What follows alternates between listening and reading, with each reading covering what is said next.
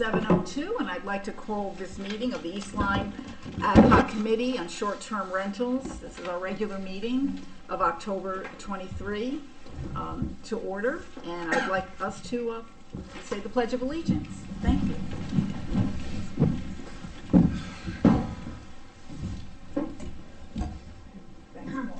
I pledge allegiance to the flag of the United States of America and to the republic for which it stands, one nation, under God, indivisible, with liberty and justice for all.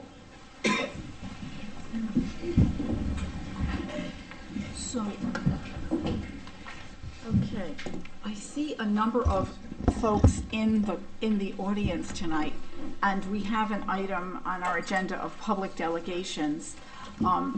I think since we have already had a public hearing on the matter, and we've had other public delegations previously, and we do need to move forward on some items on the agenda this evening, I'd like to suggest that public delegations be concerned about things not on the agenda. So if you have some comment of something not on the agenda tonight, you could feel free to speak.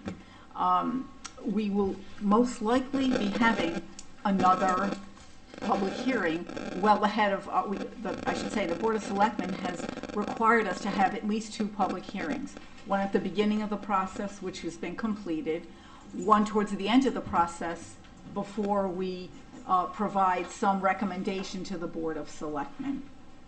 There is no prohibition on us having other public hearings as necessary. In fact, at the last regular meeting following the public hearing, we talked about that since there seems to be so much opinion, so much information, that it may be worthwhile to do that. So I'm going to suggest that that's a course we think about, and certainly those in the audience this evening, could avail themselves of that public hearing or the future public hearing closer in time to when we give a recommendation. Tonight's agenda will focus on some remarks from our Chief of Police, which is great that he is here and will inform us on a few matters, and also for the board to really begin to dissect the vast amount of emails and commentary we have gotten from the public, and to start fact-finding. So that's our mission this evening. I should say, yes, we have received many emails, as you know, on our website.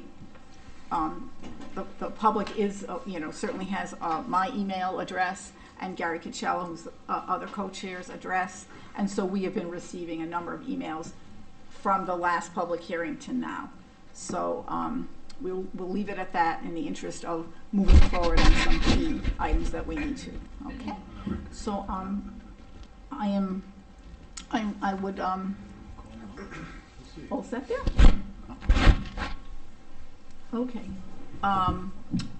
Approval of minutes, that would be our next item.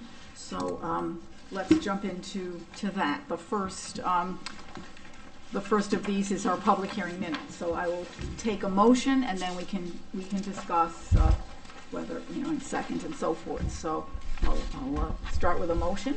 Motion to approve, Madam Chair. Okay, thank you. Second. Seconded here. Okay. So are there any additions or corrections?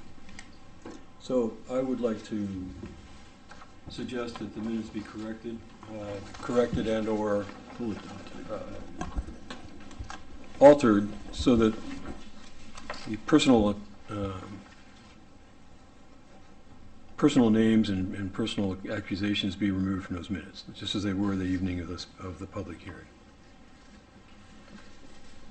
In particular, the comments about Mr. Jim Capodisi, the neighbor at 42 Shore Road. I know that he's written a letter in to the board, but I think that those comments in the minutes really are uncalled for. Any thoughts by other members of the board on that point? Well, I'm okay with removing that, as Greg suggests. Greg, are you looking to redact certain things? Yes. Yes. So it will be the redaction of this gentleman's name as the neighbor, correct? Is that, Well, I have several lines of text here that should be redacted, I think. The first 1, 2, 3, 4, 5, 6, 7, 8 lines on the second page of those minutes, 2.2-16, I think it is. And there's 5 lines on the page before, right before the dialogue starts. That should be, it starts from the beginning of their purchase. That should be deleted as well. What page number are you on? I'm not following. Page 11 Okay. and 12.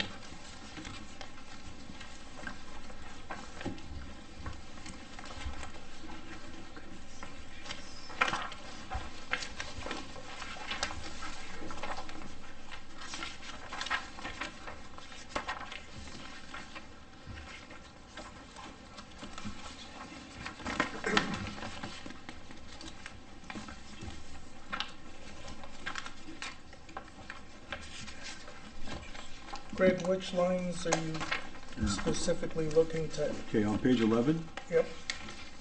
So there's a, halfway down the page, if you pull the page in half, right at the halfway point, there's a, says, note, Mr. McIntyre said he doesn't think that's appropriate. See that? Yep. Yeah, right above that, the 5 lines above that, that start from the beginning. From the beginning? Yeah. So you're, Yeah, I can't get the page, there it is. We got 2 pages 11, that's why. Oh, there's the problem. And then on page 12, the first 8 lines from the top. So, Madam Chair, yes, you know, while I agree that this may be in a matter of decency to remove Mr. Capadisi's name, it was mentioned in the minutes, and I'm not sure that that would be yeah. appropriate, even if it was, and we have town council here. I wonder if he might weigh in and see whether that would be an appropriate alteration of minutes. Mark Zamarka, Town Attorney's Office. I do agree with Mr. Formiga.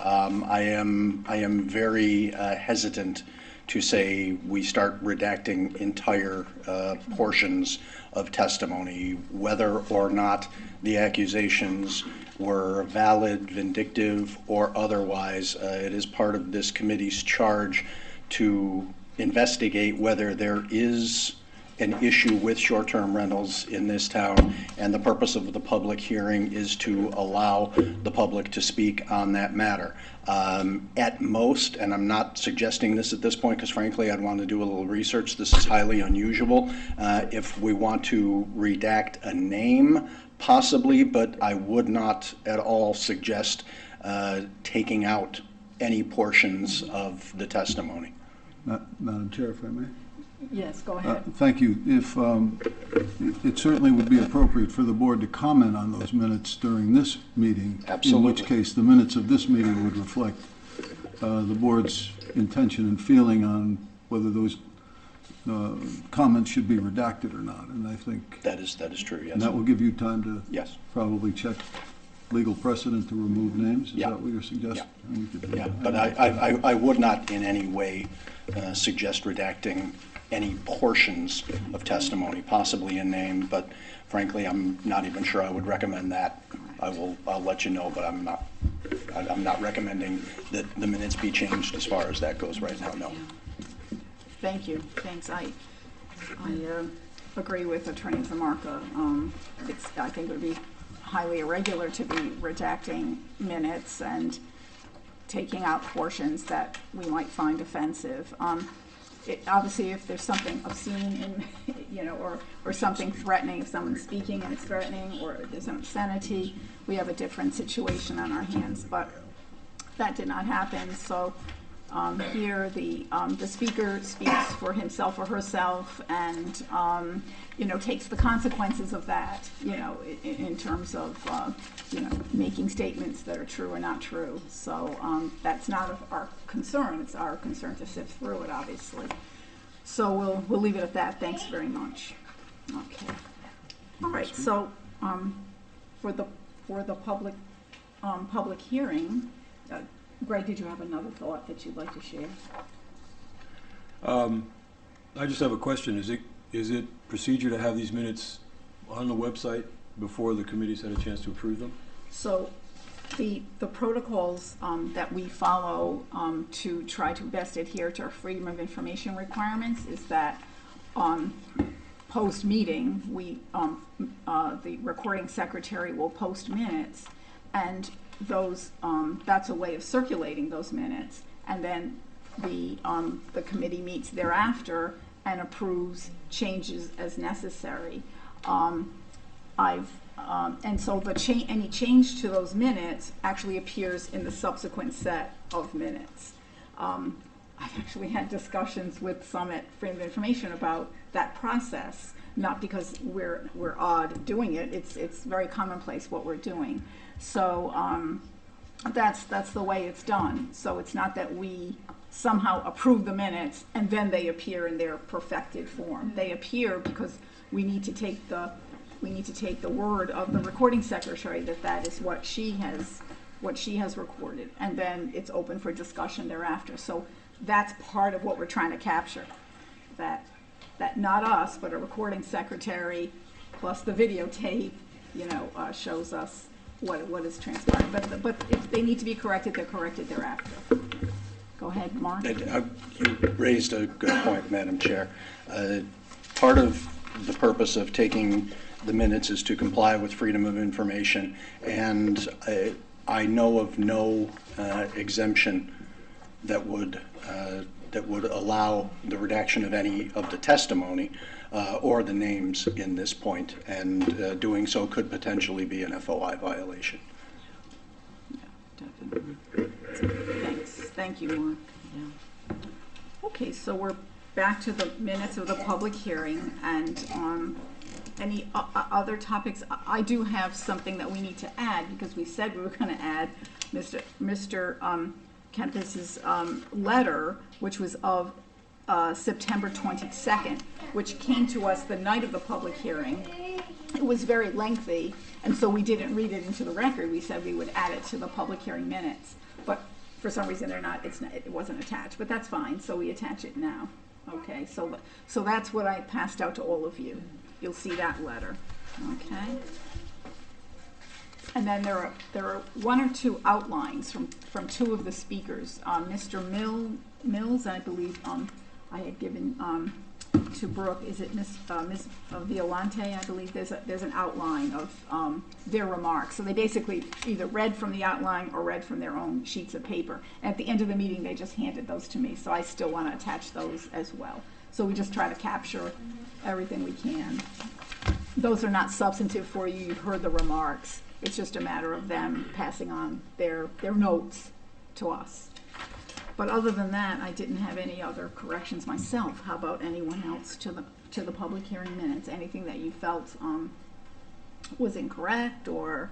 No? Okay, so I will, hearing no other comment, we will take a vote. So all those in favor of approving the public hearing minutes of September 25th? Aye. Okay. All right. Any opposed? Opposed? Okay, one Greg in opposition, and anyone abstaining? No abstentions. Okay, thank you, and thanks for your bringing up these topics.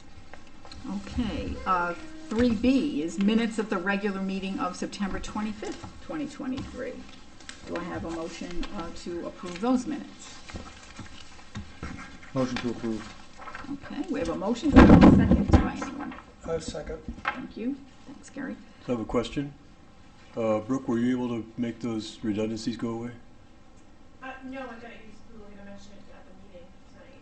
Tell me which ones. So there's several redundancies in the minutes of Yes. the meeting, the real meeting, the actual meeting. They're just one-liners. They're very obvious if you go through the minutes. Okay. It's the program I use sometimes. It repeats itself, yes. Yeah, I saw myself repeat it a couple of times.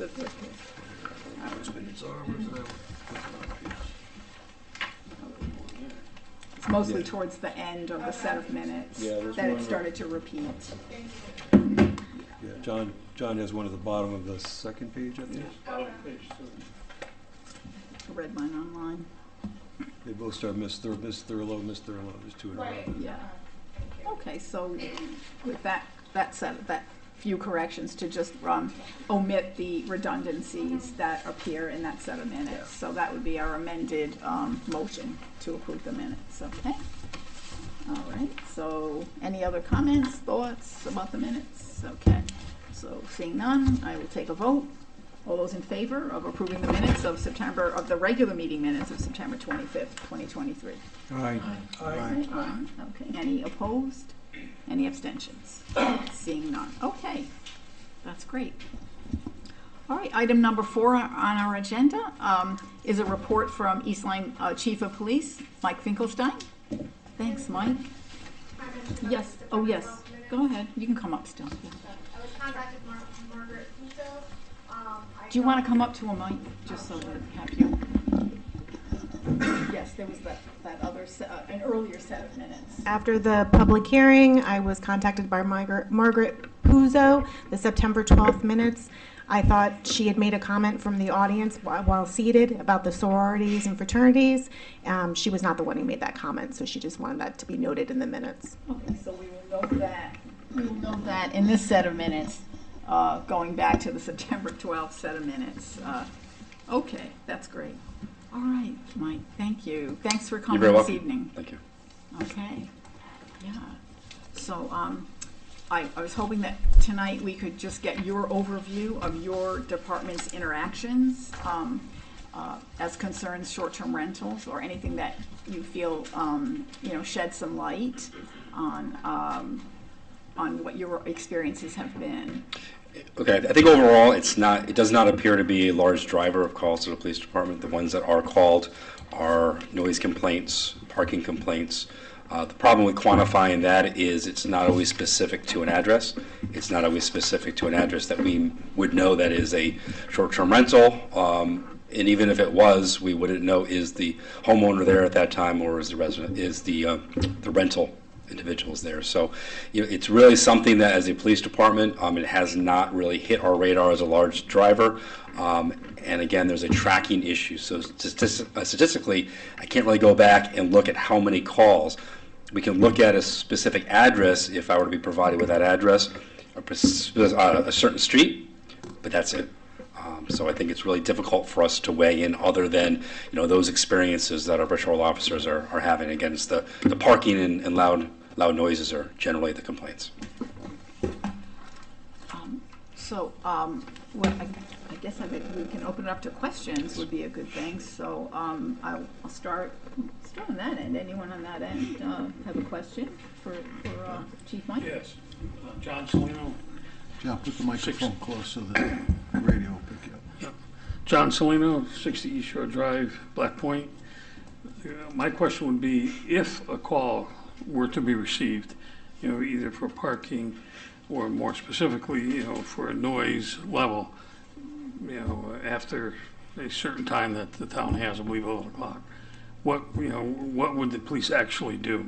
Well, police, like at any time, whether it's a short-term rental, it's another neighborhood or any other place, we go out and investigate it, determine the validity of that complaint, and try to get to the bottom of the source. So whether it is illegally parked cars, find out who's parking them in that place and try to rectify it, or if it's a noise complaint, try to quiet that down and see if there's anything else that we need to be investigating. So, do you make any effort to determine whether it would be the homeowner, a renter, a short-term? Well, we wouldn't know. So that's an issue. We don't. If we go to your house for a noise complaint, we don't inquire if you're the homeowner, you're a visitor, you're a relative. There's really no need in our investigative process to do that. We're asking who's at this house. We're not going to drill down every house we go to who has ownership, who has standing. On a legal aspect, we would if we had to search the house. But for something like a noise complaint or parking complaint, we're trying to rectify the problem that's occurring and really not go that deep into that situation. So again, we're not going to go on the door and say, are you the owner, are you a renter? Because first of all, we don't know if it's a short-term rental or not. It's just a residence, so it's 60 East Shore Drive. We have no idea, other than maybe past experiences or other calls, that could be short-term rental. But for us, it's just a residence, and we're going there to solve that problem. I would think that it would be pertinent to to have that in the file to realize, especially if it was called in by somebody else, and and because of this situation, what we're doing here as a committee, but just in general, I think that would be I mean, you don't have to drill down too far, but to ask those questions, I think that would be. Well, if standard question to me. you look through how calls are documented, so if you called to say your neighbor had loud music, or houses behind you had loud music, our CAD system would say 60 East Shore Drive called about the music. We may identify where it is coming from. We may not identify where it's coming from. But if we do, the notes inside of that call will identify where that is, but we're not going to be identifying every person in that house. There's no legal reason or ability to do that. We're not going to question ownership, question any other status in the situation, other than turn the noise down or you're going to be charged criminally. If they did if they hadn't turned the noise, if they don't turn the noise down, what's the standard procedure? Do you check back a half hour later? Do you check back? If we come in, generally, our experience is if we go there and tell somebody to turn the music down or quiet down, whatever it may be, we give them that one opportunity to do that. If it doesn't happen and we go back, then somebody's getting, either charged with public disturbance, breach of peace, depending on the circumstances, in totality. So, just not to be too difficult, but who would that be if there was 10 people at that house? It would depend, because that's when we may start drilling down to say who's responsible for the home at this point.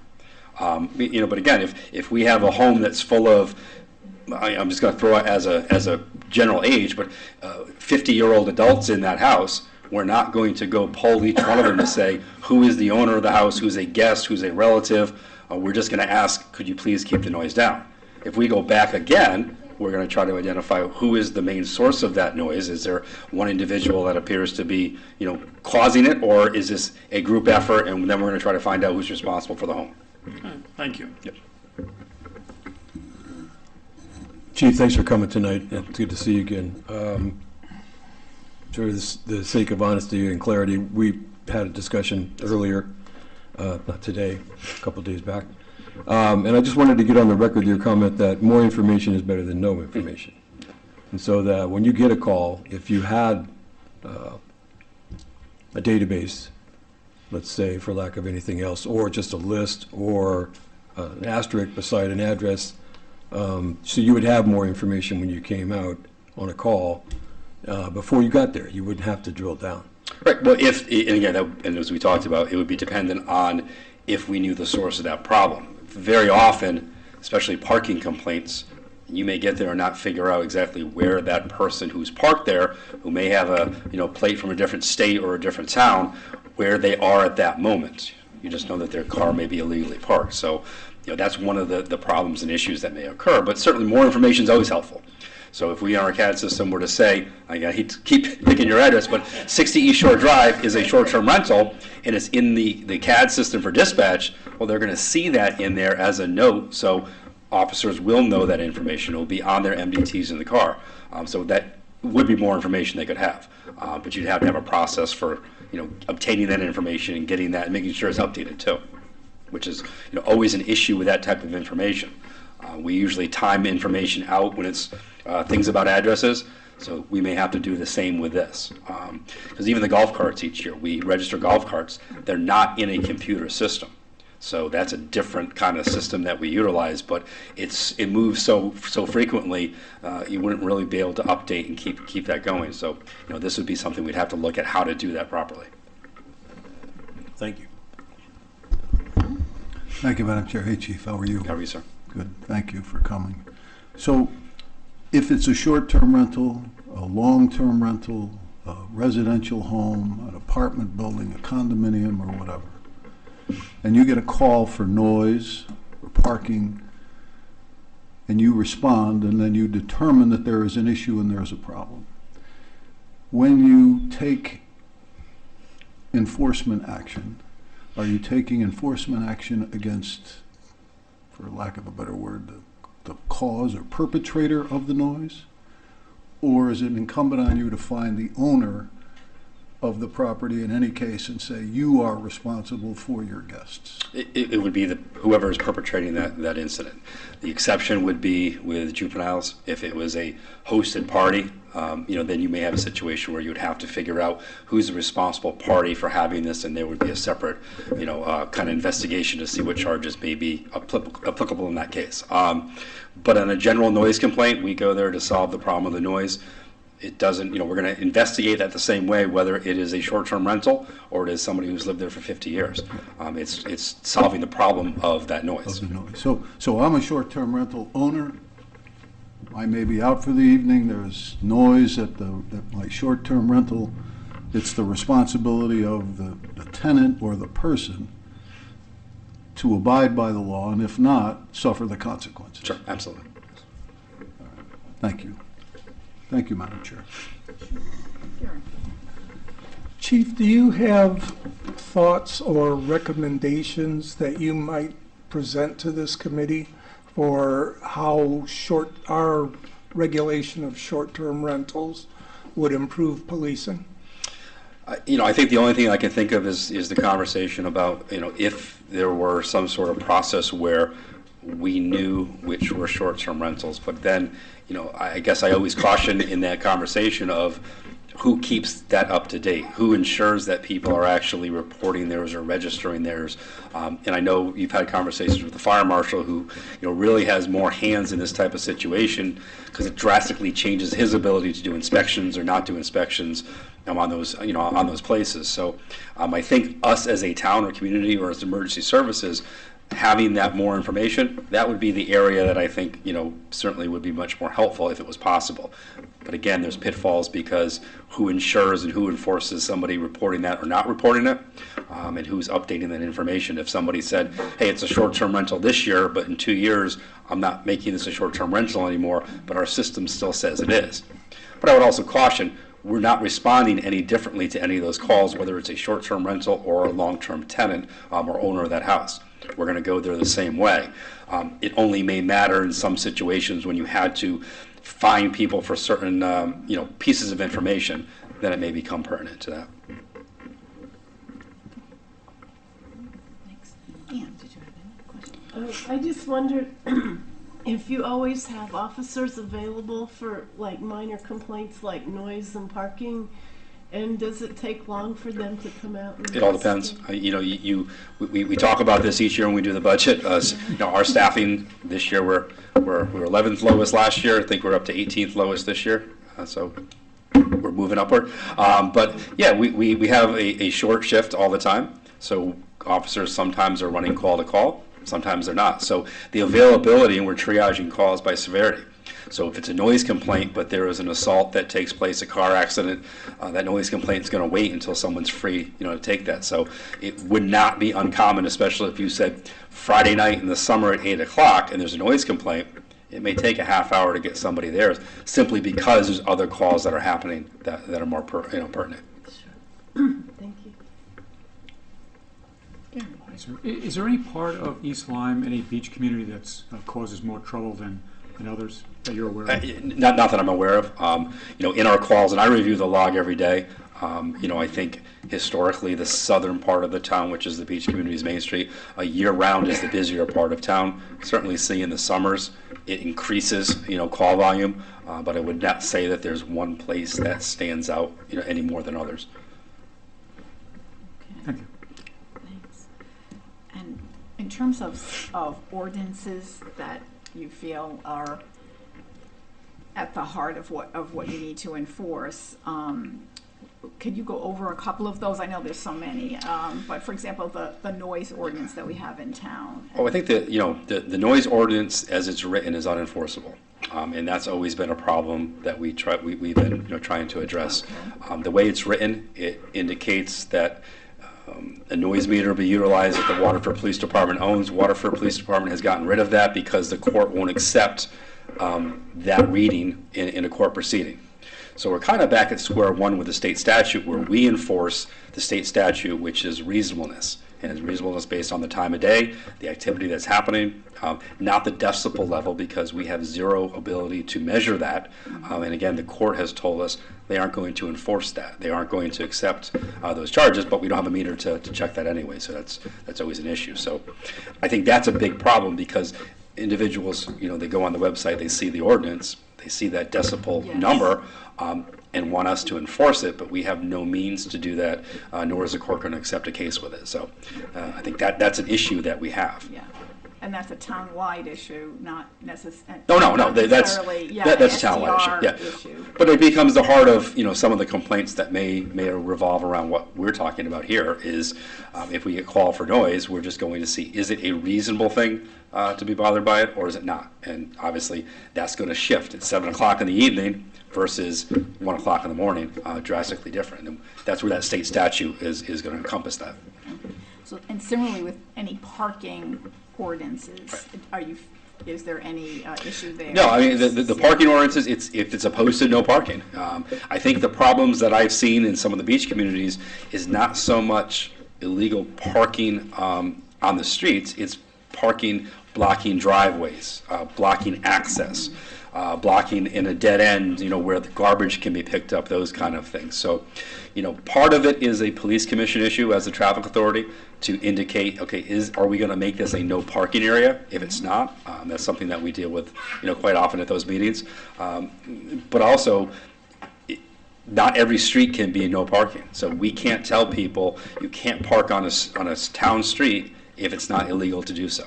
Doesn't matter if the person lives here, doesn't live here, and we run into that problem all the time when someone tries to erect a sign that says resident parking only. We're not legally allowed to allow those signs to be up there, so anybody can park there as long as parking is legal. Okay, that's a very important point. That's not always realized. Okay, thanks. Any other questions? Just as a follow-up Yes, to that, go Madam ahead. Chair, if there's a beach association that has a bylaw that says X number of cars per whatever, or none on the road, would that be a similar unenforceable issue? The bylaws of the beach associations are not enforceable by the police department. So, we try to work closely with them to educate their people on how to go about it. A lot of them will put a sticker on it or, have some kind of, inside their bylaws, a fine or procedure inside if the person lives there. But we cannot issue tickets or do any action based on what a beach association's bylaws are. So there could be a fine for $100 for parking on the road and put a sticker on the car, but it would be almost unenforceable to collect that $100. Correct. The only thing that's enforceable is if the East Lyme traffic, the police commissioner, who's the traffic authority, deems that an area is no parking and they erect the legal STC signs and go through that process, well, then we can give either a state ticket or a town ordinance ticket. And that's the enforceable part, but not associations. And that sign has to say per order of. Exactly, yes. And those, otherwise it would not be. Correct. It would not be appropriate or legal. Correct. So how do we fix that? Which part? If it's clearly a situation where it would block a small beach road. Yeah. I think the best way to quote fix that is to whoever may have an area that they want to have addressed, go to the police commission at their regular meeting. They are the traffic authority. Bring it to them to make a determination of changing that status, or they do it all the time where they'll take a look at it. Town engineer will look at it to say where's the best place to put no parking signs if it's allowable under state regulations. So we work in tandem, with Public Works to do that. Would the way to do that, Chief, be weighing concerns of emergency vehicles, Sure. being able to access the width of the road and the width of the car? That's always a piece of it, absolutely. When people do come to the police commission for those type things, that's always a concern that's expressed to us. So, I think that would be a driver in a lot of the cases. But some of it's access of school buses, some of it's access of people going to their driveways or homes, and if there's parking that blocks that, it can become an issue. Yeah. So the Beach Association can then get a group of people, try to get on the agenda of the police commission? Is that the appropriate Correct, place? yes. And then make their case? Yes. And typically, are there site visits or pictures involved? There can be, but most of the time what happens is the police commission will ask the town engineer to go out and do that site survey And the town engineer will go out and create maps and photos and, do all the measurements to see what can and can't be done and if it fits inside of the legal standards of the state of Connecticut. So, it's not just a come to the police commission and they say, yes, you can do that. There's a process that takes place by the town engineer to make sure that everything is done, legally and properly. And then the enforcement is by the commission, not by the beach association or the bylaw. Correct, because then it becomes a police department issue where we now can enforce it if it is a no parking, sign violation. Yes. Okay, great. Thank you. Thank you, Madam Chair. I think it's similar to the golf cart request, Correct. where that, you would think that would be very streamlined, but you have to bring it to the commission, and there's a total analysis of the hills and everything else for these carts, and an engineering look at, if you will. So, Correct. yes, very similar. Could I have a moment? Okay. Yes, go right ahead. First, just wanted to ask, doesn't sound like you guys can do anything different whether we decided to have people register short-term rentals or not. You're still going to deal with whoever's there in front of you Correct. that you're dealing with. It doesn't matter. Correct. Okay. And do you take many calls that you would term were frivolous for the noise and the parking in the course of a summer? I think, when you look statistically at our stats, yeah, that sounds good. We have a lot more parking complaints in the summer. I can't talk to how frivolous they may be, because what happens is somebody will call and say it's a parking issue. The officer will go out and make a determination if it's legal, not legal, try to get that problem rectified. So it's hard for me to weigh in and say, hey, these are frivolous. Certainly no, summer months, much, much more parking complaints where you could probably go to February and have 1 or 2. And you may have 30 in June and July each month. As a group here, we're here to try and decide whether we're going to ask to do something, not do something, tell everybody they can no longer rent their houses. In fact, you can't even live in your house anymore. We could do anything, right? We could make anything here. What can we do, or do you need us to do something to make your guys' lives easier, more efficient, and make it so that you're serving the community better? I appreciate the question. I think, for us as a police department, any type of rental doesn't necessarily have an effect on how we do our job. I will only agree with the one comment that more information is always better. So if we had an ability to have information, but the question is, when would we use that information? But again, I always like having more. You can always have more and not use it, rather than try to find it later if for some reason you would have needed that. But other than that, I think the issue has not really impacted us as a police department, that much. Okay, thank you.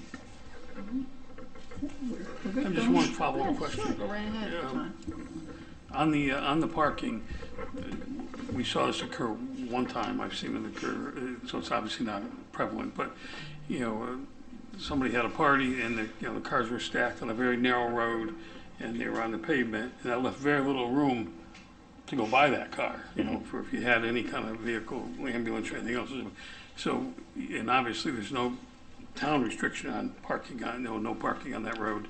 But is there a determination of reasonableness by the police department when somebody's actually blocking a road? There generally will be, but the conversation is going to be, in an emergency, could a fire truck get past that? Is there a shoulder or grass, or if it's not marked as no parking? Right. If the person's legally parked on the road, Right.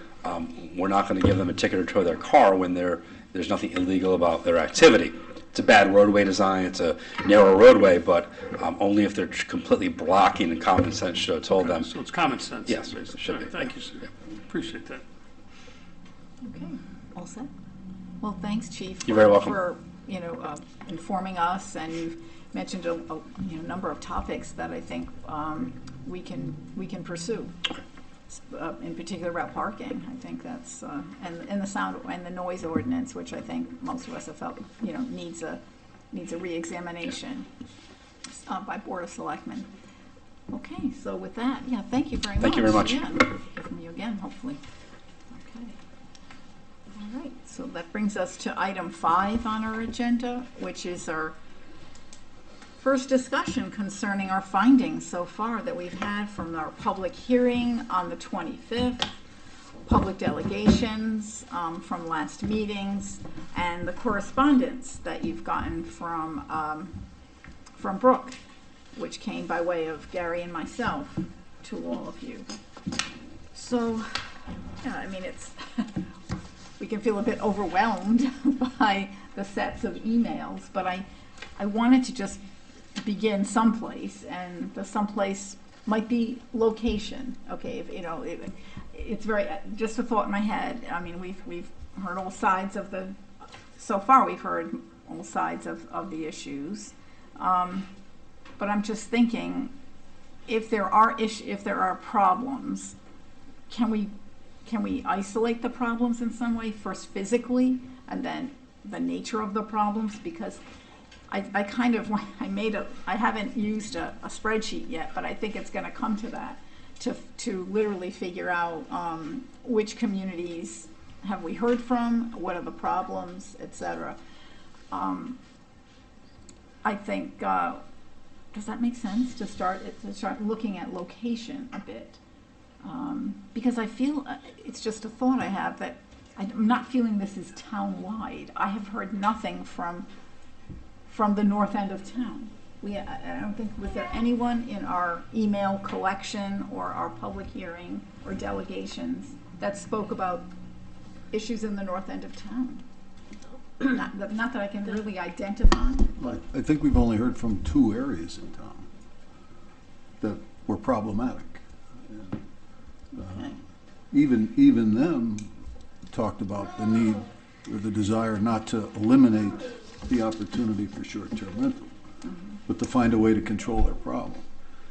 So I think it's a conundrum, in fact, that we try to recommend action to the Board of Selectmen to create a zoning ordinance or a townwide ordinance to solve a problem that seems to be isolated in 1 or 2 spots. But I think those spots definitely need to be, those problems need to be solved. Yes, I think they need to be addressed. He agrees. So your impression was similar to mine, that, you know, that it doesn't seem to be town-wide. It exists, but not town-wide. Ann, go ahead. Although, I think maybe the first 2 meetings, a lot of the owners did know about the meeting, where people in other parts of town are just now hearing about it. So I honestly think it might be good to keep public delegations open in the future for someone to have a chance to talk in the beginning of this process, as opposed to maybe the last hearing at the end, just in case they've just heard about it and did want to say something. But, and then my other thought was I'm not a lawyer, but how hard is it it seems like Oak Grove has a lot of the issues, but that's not a beach association. How hard would it be for them to become a beach association? Actually, we are a beach association. Oh, you We have a president and a board. We have bylaws. But as I've been speaking with a few people here, they're completely unenforceable, as you just heard from the chief of police. And you don't have your own zoning? We have town zoning. No, I meant your own individual. No, we're not like Crescent Beach or Black Point. Okay. Or Giants. Or Giants Neck, sorry. Yeah, I would say that having a zoning officer in your beach community doesn't solve any of these issues. And I would agree. Okay, so, and as we've heard, if we're looking to put in some kind of regulations, we need to consider what the fire marshal can do and what the police can do, and so far everything we've heard is that they're not going to treat a short-term rental any different than, even if they were registered, any different in quieting the noise or checking on the parking than they would for a person that owns the house. So I agree with that, to the point where the fire marshal had said that if we change the classification of a dwelling from single family to something other, it may give him a chance to actually go in and inspect for safety. But I haven't heard much about the safety issue. It seems like the issue is parking and noise, causing inconveniences for the neighbors around them. That would certainly be the major issue, but safety is certainly a concern. I mean, I don't think we want to be a community where the headlines read, 3 people died from carbon monoxide poisoning in Oak Grove Beach. but I've heard others, then are we just not concerned about the people that live there every day versus just the short-term rentals? I mean, I heard that point brought up. Those people got a certificate of occupancy when they built the house or moved in. Mm-hmm.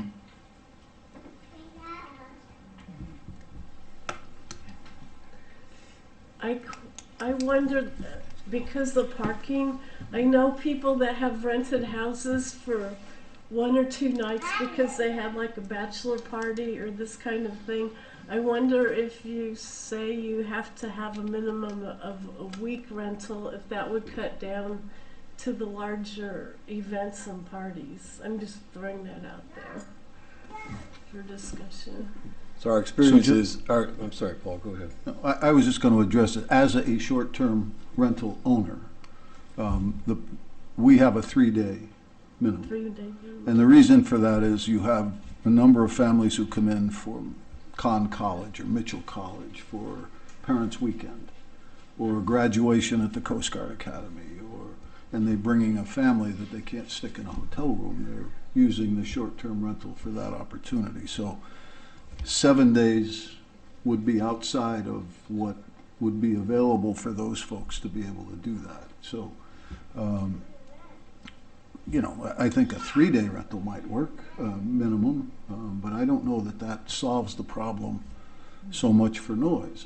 I thought the chief identified solutions for the noise and for parking, and I think if beach associations got together that did not have zoning, the Giants Neck Beach Association, for which I'm president, has their own zoning enforcement officer, and so it's up to us, I guess, to police ourselves in a way. But if you don't have that, then the chief outlined the opportunity to go to the police commission, measure the distance of the road, what is safety, what is not, and then also noise, that they would respond no matter whether it was a short-term rental or a year-round resident. They would respond the same way if the complaint was made, and then that would be enforceable. And I think, so we already have laws on the books to, for people to avail themselves, but. So I think before we get too ahead of ourselves with solutions, let's look at the content, the evidence given to us by those that spoke. So it seemed to, again, location, I think, do we agree that we've, the heart of the matter seems to be Oak Grove, and that's the main location where if there are complaints, that's where the complaints seem to come from. And then we had some at Pine Grove. Persistent. I'm just trying to Giants Neck Heights indicated in parking. and a couple at Giants Neck Heights as well. So, We've had complaints over at Crescent Beach. and you had some at Crescent Beach. We had some at Black Point also. Parking. Is that what we're talking about? Yeah, we had a couple, people raise issues about Yes. Airbnbs and the, Okay, And there were a couple of parking and noise issues in Saunders Point. yes, okay. So we've had a couple in the beach communities, but the majority seem to still be pointing to Oak Grove. So, okay, so that gives us a sense of numbers, okay? And I think, Paul, you had talked about that last time. You kind of did a quick summary after the public hearing of, so many from Giants Neck Heights and so many from Oak Grove, et cetera.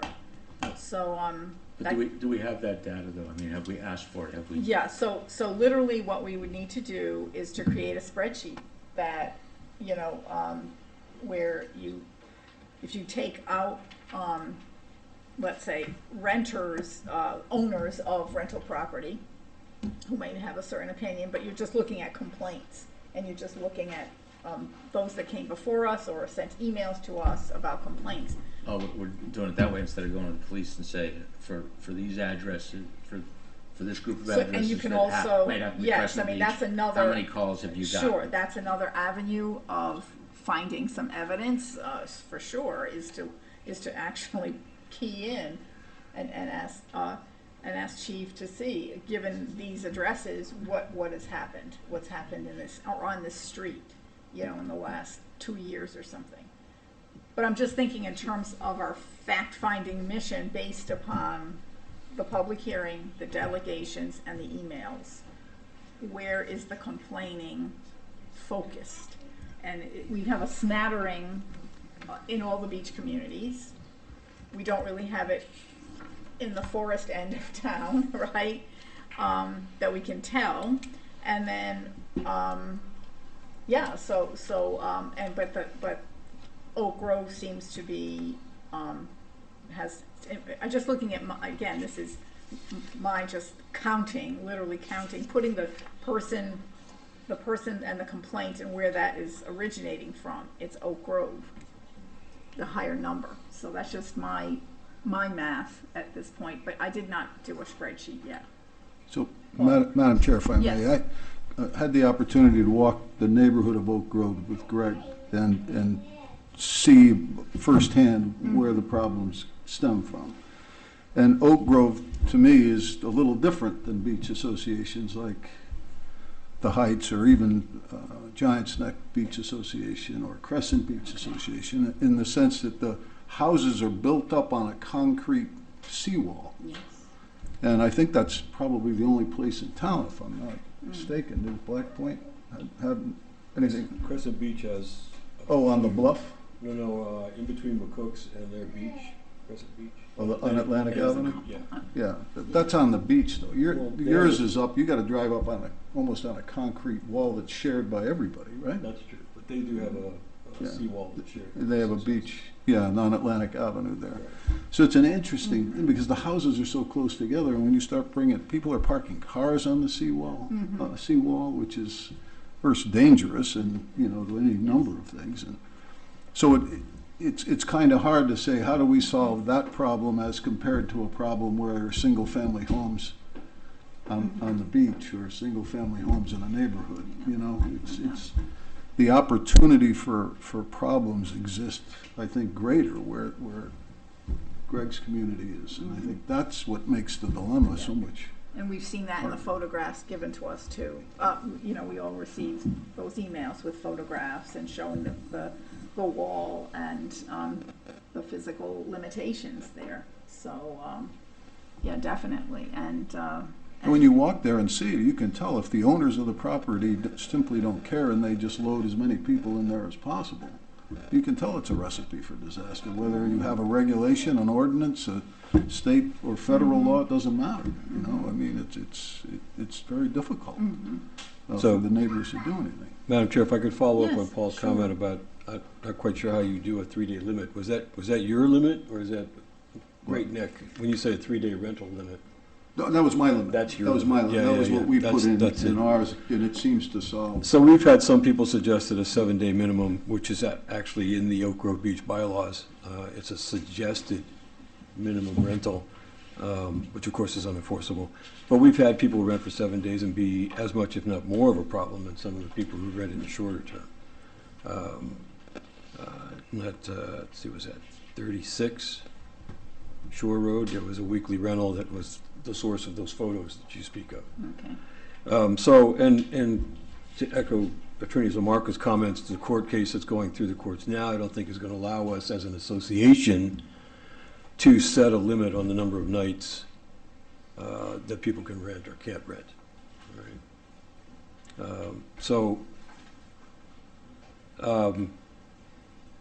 It's a conundrum, and it's interesting. I agree with Paul. I've been made aware of several options tonight that I didn't know existed before. I didn't know we had a police commission. Oh, Did okay. you? Well, yeah, there. Well, And it's good that Your you car's bring being that towed up. now. yeah, my car's, Good that you bring that up because it's going to be down at 156 someplace, yeah. because most people don't realize that the commission sets our traffic Right. rules and regulations, and that's an important safety piece in town. And I think, and John, give me 1 second, I agree with what Paul was saying, is I don't think, or it wasn't Paul, it was down the end there, we're not trying to tell people they can't rent their houses. I think everybody in Oak Grove Beach has said that they've been a renter at one time or another, and they see the value of it and they understand the value of it. We just want some regulation. So. I think that there's, these are interesting issues, and, but just a couple of points. The court case that Greg and Mark are referring to, I think is, very important. That we get the results of that ultimately. Secondly, I look at, we do have a zoning, we have our own zoning at Black Point, and we have a zoning enforcement officer. But by time, if somebody called in a complaint, the zoning enforcement officer lives about 40 miles away, or 30 miles away, and he's obviously not gonna come out at 2:30 in the morning. So, if a complaint is called in and, it's, really the infraction is gonna be gone by the time anything is can really be done. And then even if it, even if there was, then what is the enforcement action of that? We could, in parking, in Black Point, we can give out parking tickets, but then of course you have the challenge of collecting them naturally, but you can give, but at least we do have that authority for parking. And, but, again, that is, more when people kind of go to the beach than anything else, and double and triple stacked. But that's, that aside, if you don't, if you enforceability on all these rules and whether it be bylaws or ordinances is a real issue. And I'm not one to believe in, being overabundance of rules and regulations that are unenforceable and they're hard to get to. But I do think that there is a problem, clearly, at this particular situation, but that could occur anywhere, and it could occur to any neighbor, that you have tomorrow or the following day or 5 years from now who buys a house next to you and converts it into, a short-term rental. We do have 7 days in our bylaws also at Black Point. But I think, I just can't understand the differential between, if I want to open up a bed and breakfast, I have to go through planning and zoning and do it, okay?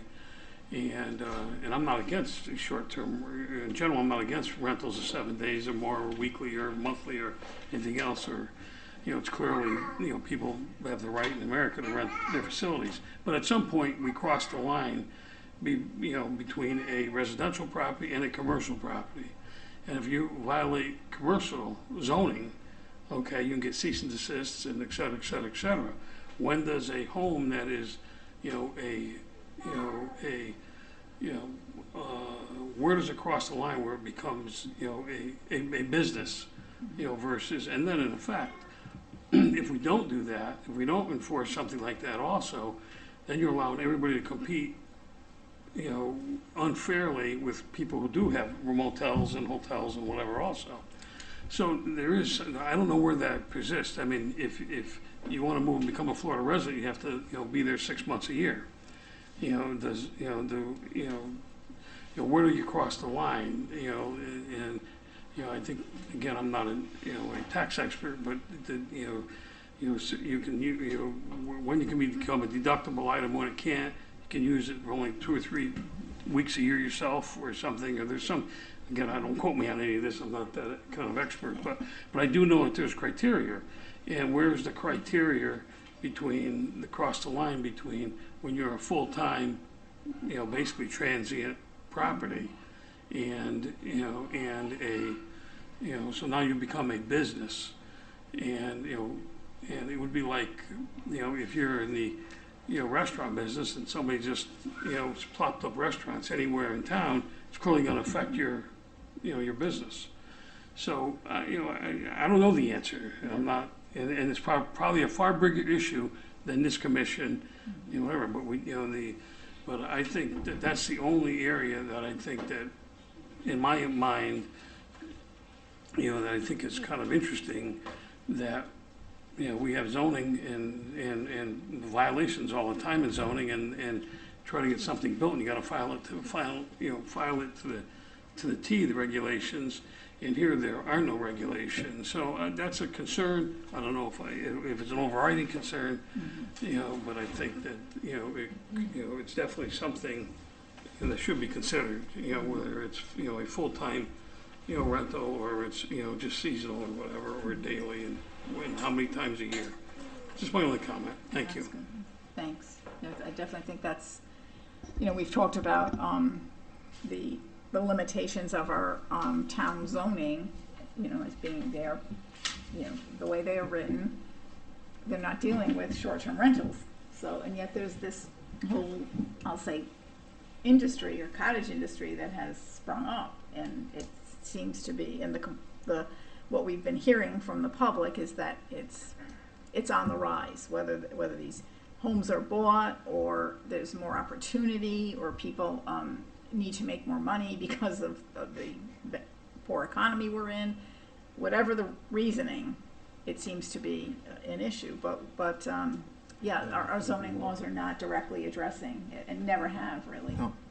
And the other thing going along with that, on that subject is, if it is when you talk about the investment aspects of it, which is fine, I'm not against any of this per se, by the way. I think we have clearly a problem at Oak Grove, but but when you look at the investment, part of this also, theoretically, when properties are bought and sold, bought and sold as a residential property, okay, and then if people presumably use it on a regular basis for an Airbnb, it's obviously, especially under today's standards, you'd seem to be that'd be very attractive returns, and I don't believe that those returns are currently being included when they're from a taxing point of view, from an evaluation or assessment point of view, because the assessments are kind of based on the homes and what they're sold for in your in your neighborhood.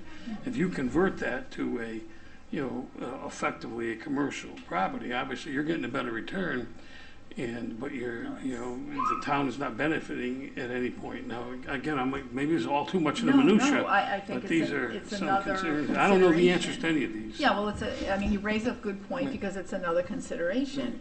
Once we enter the realm of renting property on a continuous basis and not a random once or twice a year renting your home, then yes, there are valuation issues. I think you've raised a very good point there. So whatever, so these are, I'm not sure that what we would craft or recommend, will touch on that, but it certainly is something to keep in our heads, so any other thoughts at this end on where? We talk about this being an industry and we talk about this being a business opportunities, but we still treat it as, like the gentleman's saying down here, we treat it as it's my home and I'll rent it if I want to. Whether you buy it to be your home or not, there's no difference, right? And that may be the way the regulations are now. Are we at the point where we need to do something that changes that? I see examples from around the country as I was trying to get ready for this, and I can't remember the exact places, but where all of a sudden it becomes attractive, right? Attractive place, prices go up, people can make money. Okay, now I'm not a mom and pop LLC, I'm a big LLC with a lot of money, and I come in and I buy 30 properties in one area and I'm gonna B&B them all, right? And now that's the thing I worry about. The community that I bought into at Crescent Beach is only that community because of the people that live there year to year to year, that get together and either weed the gardens, take care of the beaches, make sure we have activities every other weekend, all those things you're doing on a voluntary basis because of what the community means to you. And now somebody comes in with a bunch of money, and these are small communities we're talking about, right? There might be 280 homes at Crescent Beach. You take 50 of those and turn them into rentals, now a quarter of your community is no longer your community, right? There are people coming and going. Right. And whether they're noisy or there's parking or whatever, it's still different. But that's the way I see it if it keeps going this way. As people learn that they can make money and there's no regulation, there's nothing, I mean, it's great, right? You can make money, but you don't have to do what the guy down the street at the hotel has to do, right? Where he's got to get certain insurance, he's got to have certain fire he has to meet, I assume. He has other taxes he has to pay. So it's great if you're in that position. And that's a point, I'll just it's hard. say that It's a hard that thing. is a point, Dan, that we heard through the testimony in the public hearing. We heard that from time to time where people were worried about changing the nature of their neighborhood, and having commercial enterprise as opposed to just residences there. And And also, the towns around us are tightening up the regulations, like no ink, it's nothing under 30 days. But the more people that tighten their regulations, more investors are going to look at East Lyme unless we address it. And I do think it's a shame that some of our residential neighborhoods are turning into business commercial zones almost. And I think that's something we have to look at. It should also be noted that the, obviously, and I think Paul mentioned this a couple of meetings ago, that the state, has put a sales tax in on the short-term rentals. So that also gives you an indication, that, somebody up at the state level, views this as, business oriented, because I'm not sure I know of any residential businesses that charge sales tax. Right. So it's just, Well, I think And that again, tax I'm was not- there before short-term rentals, right? What's that? It didn't just come up for short-term rentals. I think it's always been there. well, it's, I guess For it's hotel hotels, tax. motels Paul have can always had to probably pay it. speak to this better than I can. The state is happy to tax anything it possibly can. Was there any, But but there it was, taxed you the know, residential? the hospitality tax for Right. bed and breakfasts and hotels was extended to short-term rentals. Correct. Exactly. So they now, And- everybody pays that tax, and I don't know about Airbnb, but VRBO pays those taxes for it. Right, and that would indicate then that those other two uses, the hotel and the Airbnbs, the bed and breakfast rather, that would indicate, that from the state level, they recognize, those are zoning issues. Those are zoned properties, hotel and a bed and breakfast are zoned, short-term rentals are not. So they're obviously there, but they're charging a sales tax on it. So it's kind of a use issue, and a zoning issue, and there's not a, they're not, they're obviously not consistent. So, again, I'm one that believes anybody should be able to pretty much do what they like to do with their property. But these are questions that, that's inconsistencies. So that's just, it does lead to, one to believe that there should be maybe some consideration before someone just runs this on a, 360-day-a-year basis. So something we touched on a bit was zoning officers in these communities that have their own zoning regulations. So, John, you gave some information about that Right. your zoning officer, we don't have to get into the whole detail there, but it seems like it's not necessarily accessible at times when he or she is most Correct. needed. Okay.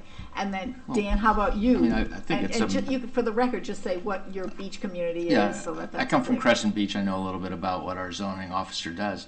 We do not call him if there's noise. We don't call him if there's parking. He's there to ensure that the zoning rules we have that are maybe a little bit more restrictive than the town because of the Okay. size of our lots. We have different setbacks. We have different other requirements. We have a height requirement we put in. The house can't be this much. You can't block your neighbor if you're going to put an addition. Those are the types of things our zoning enforcement officer does. Gotcha. He also Okay. patrols the community once in a while just to make sure someone's not doing changes that nobody knows about, right? Okay. Because it so quickly impacts your neighbor when things like this happen. Okay. We don't have a zoning enforcement officer to come in and say, is this a bed and breakfast? Are you renting it 7 days a week versus 3 days a week? That is not the role. It might be different at other beaches, but that is not the role this person plays. Okay. He's mainly there for if you're going to do a modification to your house, change things, put fences up. Gotcha. We do that. How would he issue a review. permit? What's that? How does he issue a permit if somebody comes to add on to do an addition or to do something, and if they were to do a, bed and breakfast or whatever, usually when the guy issues, building permit, you don't issue a building permit typically until, it's cleared by zoning. And Yeah, so the way it works and by the is- way, we have the same zoning enforcement officer now. I think you recently hired the same okay. person, so. Same person. We used to have a different person, but now we have him. Right. But for ours, it's just education that if you're going to do something, you need to get it approved by our zoning enforcement officer first. If you don't do that, and you don't know that that's the rule, and you go to town, town's not gonna stamp it until you Correct. bring the Crescent Beach piece of paper with you. Gotcha. So Okay. you'll get informed at that time. Okay. And like, And Paul, how about you? like Giant's Neck, it's mostly about side yard setbacks and front setbacks and Yeah. heights and We're not into how many bathrooms, is your septic system big enough, or all that stuff. That's for the town to do. well, I Yeah. think Giant's Neck does a little bit of that, but We do. my point, I think, is if you have zoning enforcement capability with your own zoning regulations, we do, you don't. Built into those regulations could be stipulations to put some modifications or controls or regulations on short-term rentals. And whether, I don't think we'd call the zoning enforcement officer at 2 in the morning either. But I think we'd call the police at 2 in the morning. And if there were enough complaints, 1 or 2 complaints, well, then the zoning enforcement officer, given the regulations that could be adopted to reflect this situation, could then take care of the problem during his regular daytime hours, You've had this complaint, you're doing that, therefore, the registration that you're required now becomes void or whatever, I don't know, again, you get to the enforcement issue that people have talked about insofar as the town zoning too, that's not being enforced. So what are little beach associations gonna really do? But really, I think the issue has to do with bringing the police in and, establishing that there's a problem that's been identified. I think that's the first step. Because we do have those regulations and ordinances already existing on the books.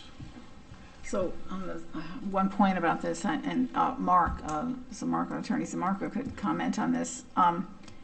In the case that is currently before the Connecticut Supreme Court, I believe it was a locality within Branford that had a community that had its that amended its zoning regulations, and I guess the question becomes, if you start amending your zoning regulations, and then are they prospective? Are they retrospective? And I think that's an issue.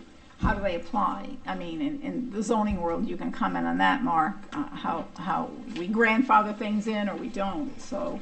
Well, I think you also have to ask them about businesses, right? So does that mean an attorney who has an office in his home is under the same stipulations as a short-term renter or an accountant or, Right.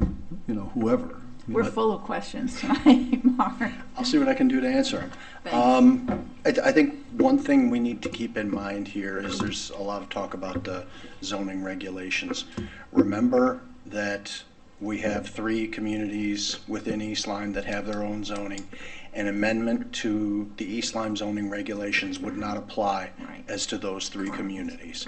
I think I said this at the outset. It is our recommendation that if this committee, A, determines there is a problem that needs to be addressed town-wide, that they do so under an ordinance, not a zoning regulation. So that is a distinction there. So to talk in terms of amendments to the zoning regulations, things like that, I don't know, at least from our standpoint, that that's necessarily applicable, because it wouldn't apply to the whole pie. It would apply to, 90%. Right. I think the question was raised because we seem to have isolated the areas that need some addressing. So I think the thinking was localize it, keep it within Black Point. If they don't have, I'm imagining clouds above everyone's head in what you might be thinking, but I think with respect to Oak Grove, they don't have zoning, so maybe they ought to have zoning, and they ought to have a set of regulations. We actually do have zoning. We have the town zoning. We're zoned R12. Right. It's Okay. completely unenforceable. Well, the difference being an amendment to the East Lyme zoning regulations would apply to Oak Grove. It would not apply to Crescent Beach. It would not apply to Black Point. It would not apply to Giant's Neck. That's why we recommend rather that it's a town-wide ordinance. That's my point. Understood. and then we were just, and again, we need to go back to some factual information about where the problems are and what the nature of those problems, but we were speaking, to go back to Chief Mike's presentation, some interesting points were made about how to get at some of these problems through, amendment to a noise ordinance or parking, going through the police commission to deal with some parking issues. So I feel like we may have some avenues to help out. It may not be a town-wide solution, but I was encouraged by listening to that and sort of going down that path of that's, asking about the noise ordinance and parking. So that was that's another approach as we think down the pike about recommendations, for sure. So any other thoughts about? Madam Chair, just Yes, as an go ahead. example, quickly, Giants Neck Road did not have any no parking signs on the road some years Okay. ago. And the problem existed, people would park there and then walk into Rocky Neck State Park without, once they said it was full out Right, front. okay. And so the problem was addressed by adding no parking signs per order of along Giants Neck Road. Okay. And so I think the case could be made on a beach association by beach association opportunity that, you can probably get a few no or limited Yes, parking on to that. corral the So if problem. there's a precedent, what I'm saying here in Good the East point. Line for that. Yeah, no, it makes I'm sorry, makes thank sense. Yes, so Gary, did you, yes. I just, you had mentioned that we've got some isolated problems. I don't think we have isolated concerns, though. There is growing concern in my neighborhood about investors coming in, buying homes, and using them exclusively for short-term rentals. There have been rentals in our neighborhood since the neighborhood started. There's no adversity to having rentals, but it's mostly been mom and pops or owner occupied or something like that. But there's not a month that goes by that I don't get an unsolicited call to buy my house for cash. Wow. And that worry about what the neighborhood might turn into is real. And that's why I'm here. That's Right. because that's what Okay.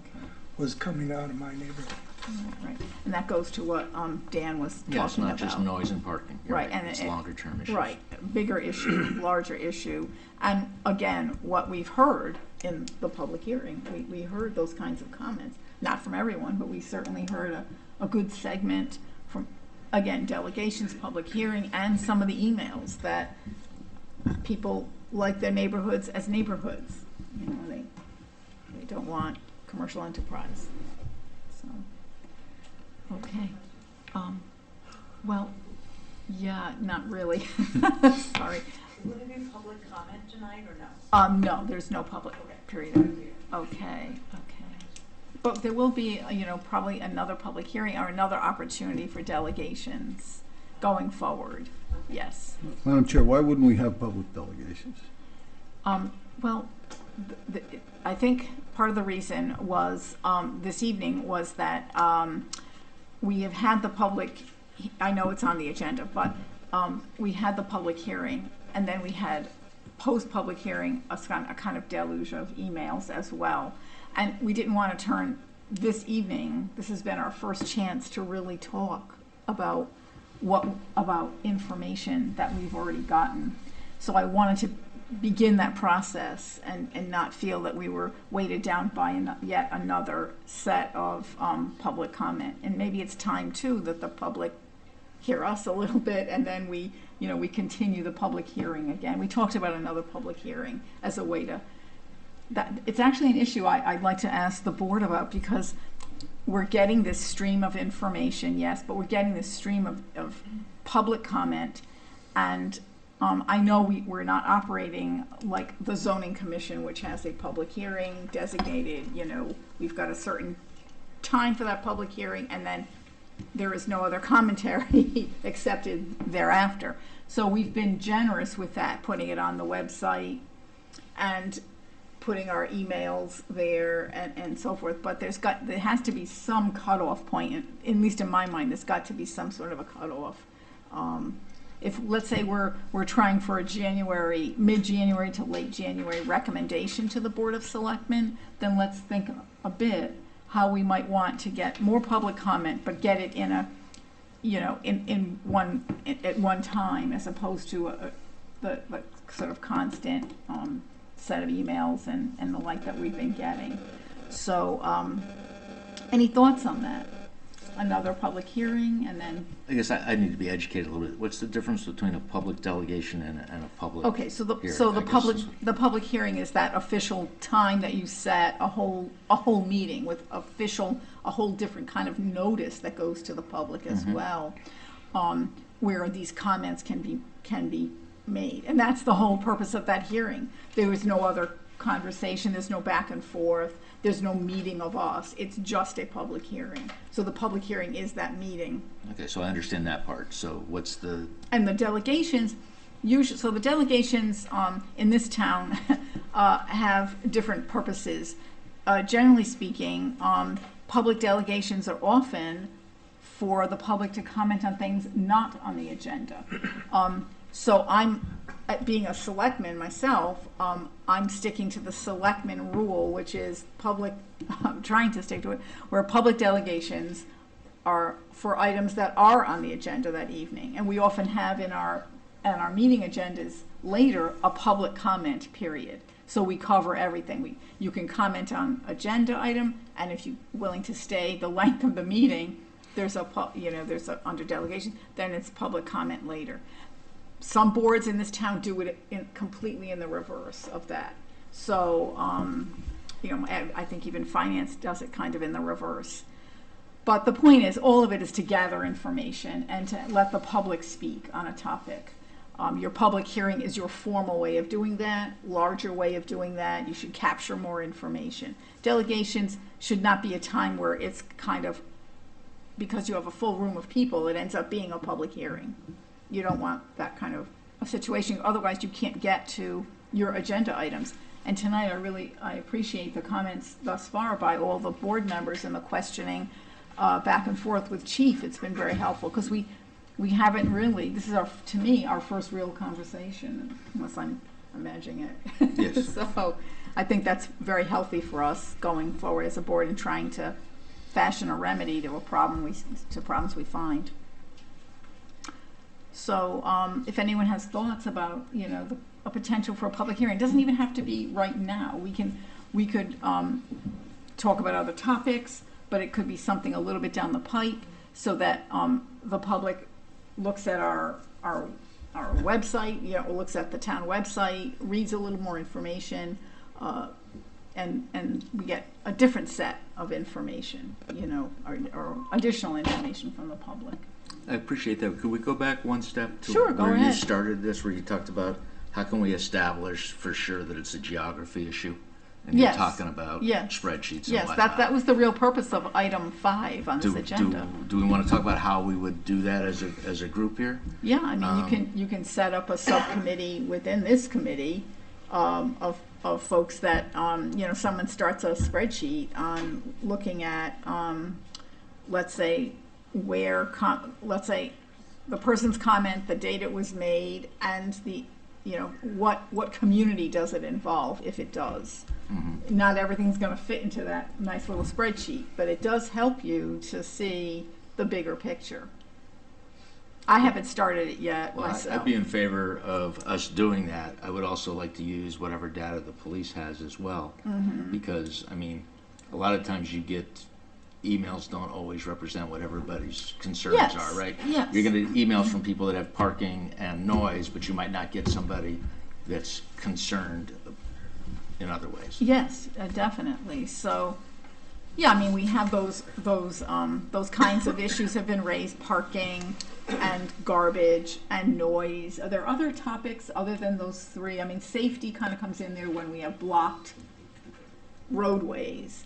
but those seem to be the gist, you know, topically of the complaints, right? That's what we've heard. And again, the only way to really get your numbers is to do a little spreadsheet and figure out, okay, this person is talking about this particular beach community. And sometimes it's not entirely apparent. Mhm. It's, you know, because someone will say they know of rental properties, you know, they have 4 rental properties, but they're not telling you where those rental properties are. And they may talk about the good and the bad of their experience. But I think, you know, it's not perfect, but it may help us to hone in on the facts that we do have. And with Chief Mike's, you know, we can also do that if we start to see repetitive, you know, addresses or streets that come up. What's been their experience with that? Okay. Yeah, because he does do his police logs will you know, cover these topics. It's just that you've got to do that little bit of a deep dive, data dive. But So, Madam Chair, with Yes. regard to the public hearing, Yes. we're required to have one at the beginning and one at the end. right, My suggestion would be to have one after we've decided as a committee a number of items that we're considering putting forward to the Board of Selectmen, and then let the townspeople speak to those items, and then when we finalize those items, then let them speak to that again. Again, yeah. I am disappointed in the elimination of public delegations, because I think that that's an opportunity for people who come here, who can't make a public hearing, who can't make another time. They're here, you say 3 minutes, talk about what you want to talk about. And that gives them the opportunity to speak to it. But obviously, whatever the will of the committee is. And plus, we're just a committee, you know. I mean, the Board Right. of Selectmen It's- meets right. twice a month. The first selectman is here every day. You know, they can come to town hall. So I think it's not apples and oranges there that we're talking about. So. On that issue, it's at Black Point, there's an ongoing issue at Black Point, when can people speak and when they can't speak, and the people who, previous chairs have, followed, certain rules where we let people speak on comments that were directly, unrelated to an agenda item in the beginning and at the end, and sometimes we let people speak, on those agenda items. And it's, recently it's been the policy, currently, that the current chair, allows people, when we get to an issue, we do allow people to, give some input into as we're discussing that issue. And my personal feeling on that subject is that, hopefully we have some knowledge in a board of this many people, but we don't have, everybody's experiences and knowledge. So I personally do like to hear, from the public occasionally, as an issue is being discussed, if they have anything to offer, whether that be at the end of the meeting or the beginning of the meeting or during, that, question, which would be your choice as the chairman to decide if you want to, invite anybody to give a minute comment or whatever. And I just that's how we kind of, so I guess in that regard, I agree with Paul, and, so, and we are a small community, so. right, Thank you. okay. All right, let's see, so let's go back to our topic of, I agree with Paul as to when that other public hearing should be had. I think a public hearing this soon again isn't probably sensible. Reasonable. Yeah, I think we need to, going forward. So we can think about a date for that. But I think our next step, what do we think we need in terms of beginning to, we seem to be needing our spreadsheet, which may help us of some kind.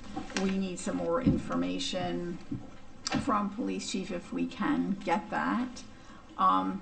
Do we need any other legal information? Do we need to have a little more briefing on if we go in this direction, this makes sense, but this is really not making sense legally. Do we need that? Before our minds wander down too many paths of the possible solutions to problems. I think it might be helpful if we develop a punch list of potential action items for us to discuss. Okay. Greg, I know you submitted a list of 5 or 6 things. Okay. I've got a few things knocking around in my head.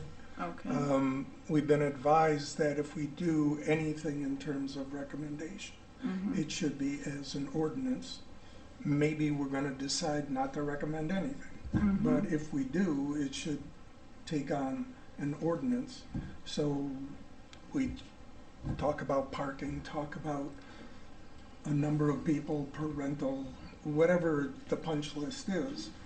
But we can start addressing these things, and then once we have comment on them, we open it up for public discussion. Okay, so, all right, so I guess, any other thoughts, Gary? Do you have any other thoughts on proceeding and next steps? Because we need to really move ourselves forward, not get too mired in all of the public commentary, but we need to move ourselves forward a bit, so. We should probably have one more public hearing, or people can send us more emails. That's always good. More information from the public is better. I don't know if we want to get. Well, I guess you want to get into the weeds now of regulations and how we can fix it. We may need to have a little bigger picture, simply because the problems that exist today, or the lack of problems that exist today, may change 5 years, 10 years down the road. This Airbnb stuff is growing exponentially, so we may need to do more now than what we think, as opposed to just parking. Short-term solution. Right, those are short-term. I think we need to address Gary's concern that, these large companies want to come in and buy up whole neighborhoods. That can happen. It's happening around us.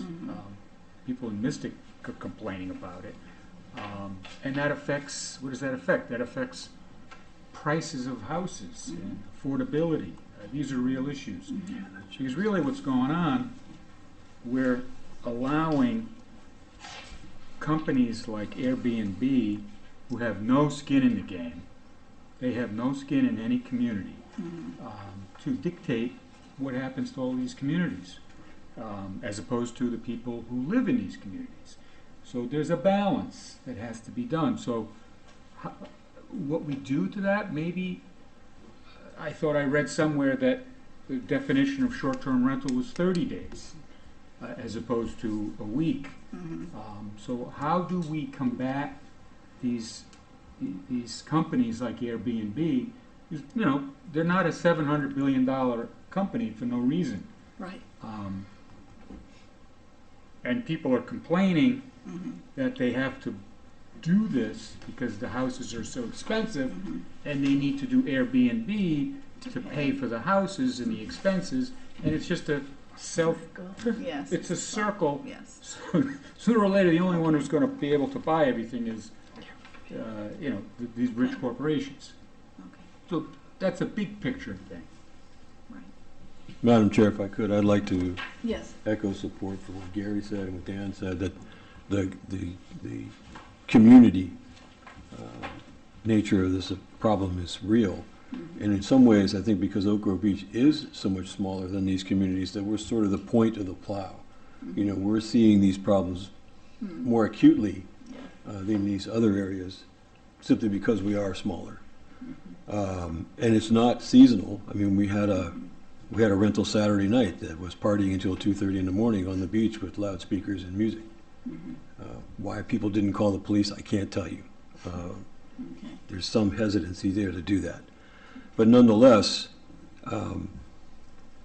we are worried about losing the community. We don't know our neighbors. These people come in on Saturday and leave on Sunday. I have no idea who they are, where they live, who their children are. Are their children going to play with my children every year, like the people we grew up with, that kind of thing. So I'm acutely aware of that, and I think we may be looking at the price of houses on the water. I think the ship on house pricing has sailed. I mean, you know, the last one just sold for $2 million. You know, most common people aren't going to be able to afford that. Okay, so what I'm hearing is, well, we have a number of, we have a lot of work to do. So I would like to somehow corral the information we've gotten so far. So that would have to be a spreadsheet. And I would ask for a volunteer or two to take a look and see if that's something. It doesn't have to have every detail, certainly of what the person spoke about. But if you can isolate the general nature of, let's say they fall into two you know, categories: complaints, or those that are more in favor of having short-term rentals and just want a regulatory solution.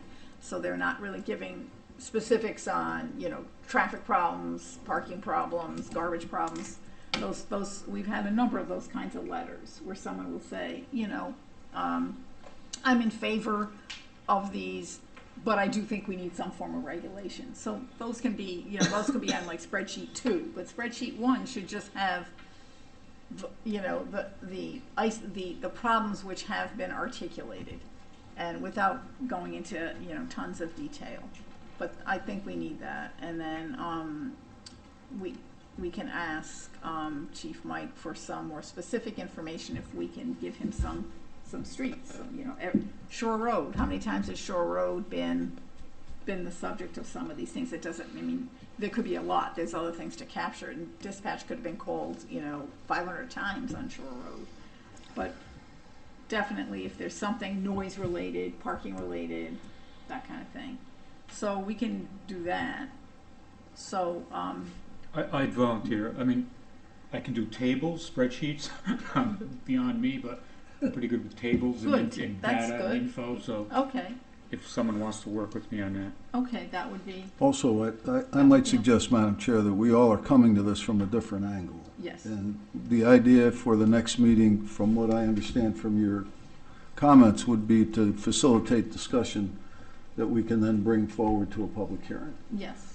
So Yes. perhaps it might be prudent if each of us brought to the next meeting 2 or 3 or 4 subject matters that we think ought to be discussed, and then you at that meeting would facilitate that discussion, and perhaps we could whittle that down into some recommendations that would be loosely able to be presented before a public hearing for people to make comment on. And Okay. you know, That sounds like I'm not good with either spreadsheets or tables, so I kind of do it a different way. So, okay, that's all right. That's but- all right. But you know, that get might that going. that might facilitate the conversation that Yes. we want to do, and then things may come out of that Yes. based on what we're hearing from the people Right, who would come out to right. comment on our work Yes. or our suggestions. Yes. Definitely, I think that's a good, and I think that's a better use of time for public hearing, you know, where we'll capture more of that at a time when we have more information to share with the public too. So, okay, and we have our, you know, our information from Gary, our large stack of information. We have information from Greg, from Airbnb. You've gotten that, some suggested approaches. But always know your source of wherever things are coming from, right? And know your source. It's an Airbnb suggestion to help make their their bottom line go well. But they actually were reasonable. I mean, I didn't, you know, when I looked at them, but that's another topic. Okay, so we can do that. So when would you like to have the next meeting? Let's go on to, I think we can think about scheduling a future meeting, and then thereafter doing maybe another a sort of public hearing that captures more information. Monday nights seem to work. Monday nights do work. Let's think about,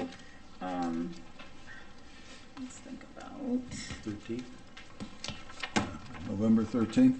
I'm gonna say, thinking, well, let's see, because then we have, Thanksgiving week is that week of the 20th. I'm thinking a little bit more time, maybe the 27th, is not a bad idea. You think the 13th is too soon? Yes, I think the 13th is too soon to just kind of begin to digest some of the, some of the approaches we can take, and then getting this data together. So I'm thinking we kind of would lose that week of Thanksgiving maybe, but the 27th, so that's basically 1, 2, 3, 4, 5, that's 5 weeks from today. So that means that you wouldn't have a public hearing before the holidays? Correct. So that means we won't be making the recommendation in January? No, I mean, when I say the holiday, no, I mean, we can have that, our own meeting, if you like. I'm just not sure when you would want to do that next public hearing. Let's just say, that we are in January. I remember that the 17th was the designated day, but it's not written in stone because we can move that. I'm gonna guess we're gonna be more towards the end of the month in January, coming up with a basic recommendation. It might, and if we have stumbling blocks and legal review, it can, on top of that, it could take longer. Is there something, if the 13th is too soon, the 27th is too late? I mean, is the 20th a problem for folks on the board? It's 3 days away from the holiday. I don't know if people are going to be gone that whole week or not. That's what I'm asking. That's what I was thinking. To me, it's not a may problem, be. but I'm just Not a problem wondering. to me. No, okay, so let's think, is 20th okay is the 20th okay for you? Or It's okay with me. It's fine. It's okay, Ann? I don't know if I'll be in town, but I'll deal with it. Okay, and, Fine for me. okay, how about here? I'm here on the 20th. I'm available on the 20th. Listen, I think the 20th is okay. I think we could, Okay, if we do the 13th and then a public hearing on the 27th or the 4th, we could have, or 13th or the 20th, I guess. We could accelerate what's going on. Otherwise, you're going to get into any time past the Right. 4th of December. You're going to have a difficult time getting people to hearings so. But so do you want to do the 13th as our meeting, the 27th of November as a public hearing? I think that's a good idea.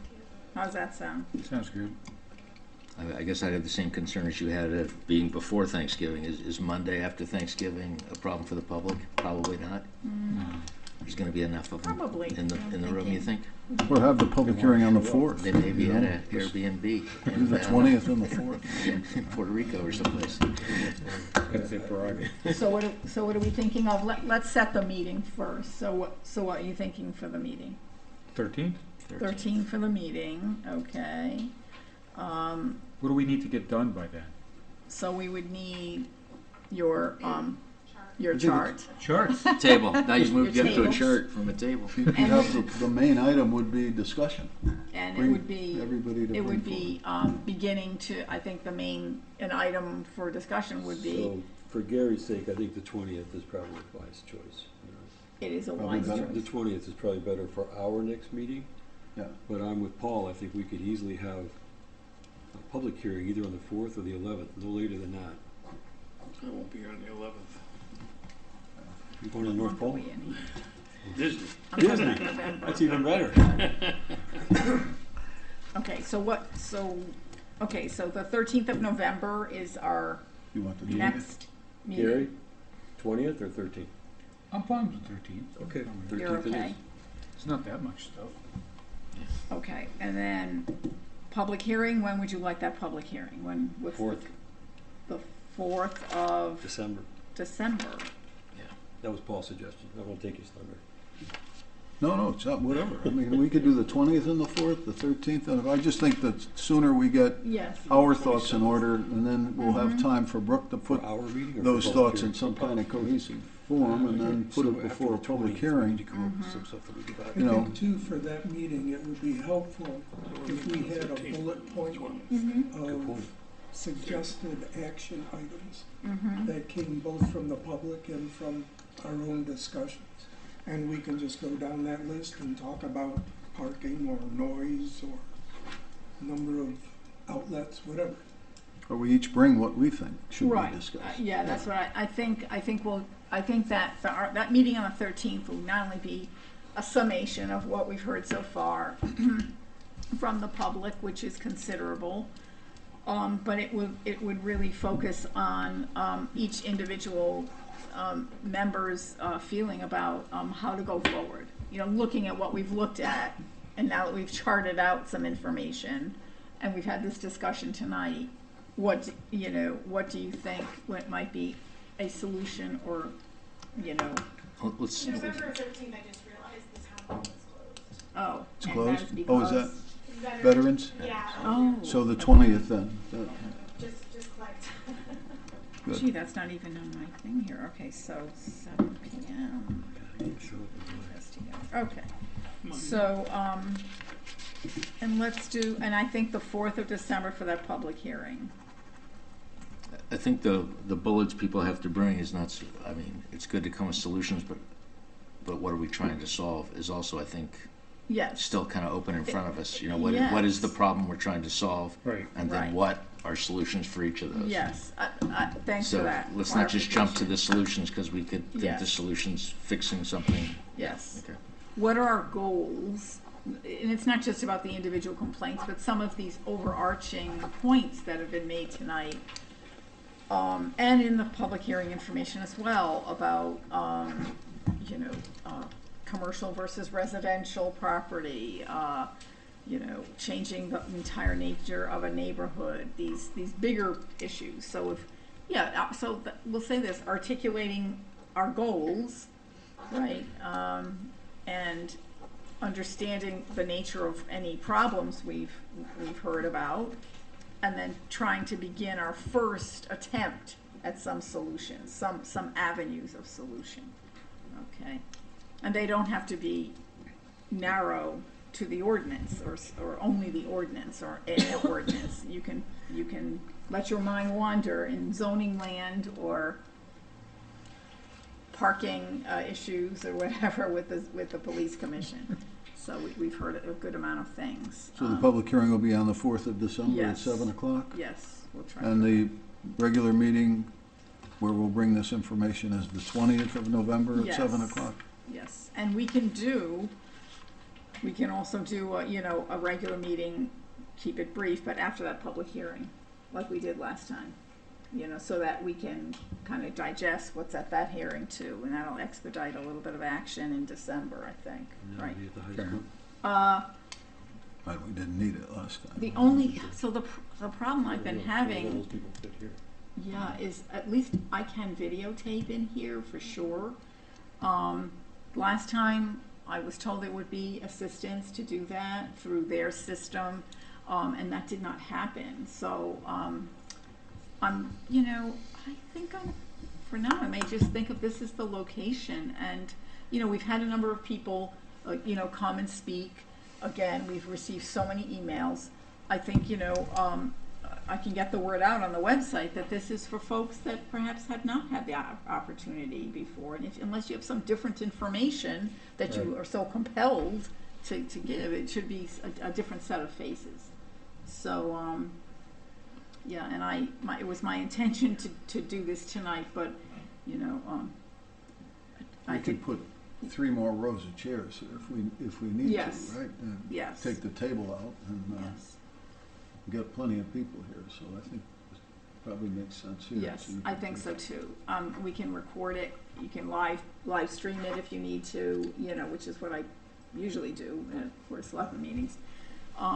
And we know we have the capability here, and I don't have to rely on staff at Board of Education. So that works out well. But it's hard, we have this is, of all the different issues that, the town has faced, this one is very multifaceted. It has many difficult parts to it. and we may not be able to solve all of it, but, hopefully, you know, we can give it a good go. And thanks for everyone's thoughts tonight, you know, it's been very helpful. And I'm sorry that we didn't have the public delegations, but in, again, looking at the agenda and the crowd that was here, my concern was that we were gonna be overwhelmed with, you know, more information that we needed to wait on, or that perhaps we've already heard from. Fair enough. Okay, so we did schedule meetings. Any particular reports? Gary, do you have anything else? You know. No. Yeah. Yeah, I don't really have anything else. I think we covered our FOIA requirements, and I think we're good. And unless someone has any other comment, you know, I think we pretty much covered things tonight. Done. We're done. So I will entertain a You're begging motion. somebody to motion to close the meeting? Is that what you're doing? Yes, I'm leading you in that direction, Dan. So, okay. I put forward a motion to close the meeting. Okay. And do I have a second? Second. Paul seconded. Okay. All those in favor? Aye. Aye. Okay. Thanks so much. Thank you very much. That was real.